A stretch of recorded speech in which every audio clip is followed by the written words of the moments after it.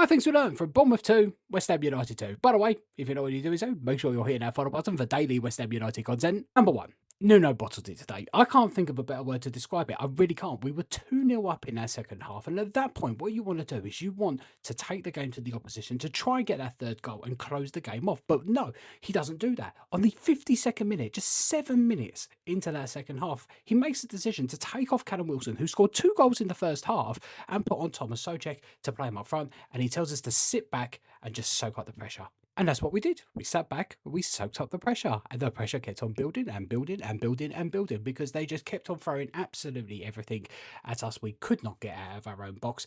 When we did get the ball clear, we weren't pushing forward. We weren't trying to get up the pitch to stop them from applying that pressure. We were just quite happy to sit back. And that all comes from instructions from the manager. And ultimately, that's why we ended up conceding 2 goals and throwing away an extra 2 points because we went too defensive and we were playing too deep too early in the game. If we had decided to do that with 20 minutes to go in the game, I would have understood it. That would have been a sensible decision, but we didn't. We did it too early. And instead, what we should have done is try to take the game a little bit more to Bournemouth, try and score another goal, keep Callum Wilson on the field. He was on for a hat-trick. He would have been really desperate to get that hat-trick, and he would have had opportunities to get it as well. So you never know. We may have been able to get a third goal, and that would have relieved the pressure, but instead we just invited it. And ultimately, it led to us conceding 2 goals and throwing away an extra 2 points. And we were actually lucky to come away from that game with a point at all.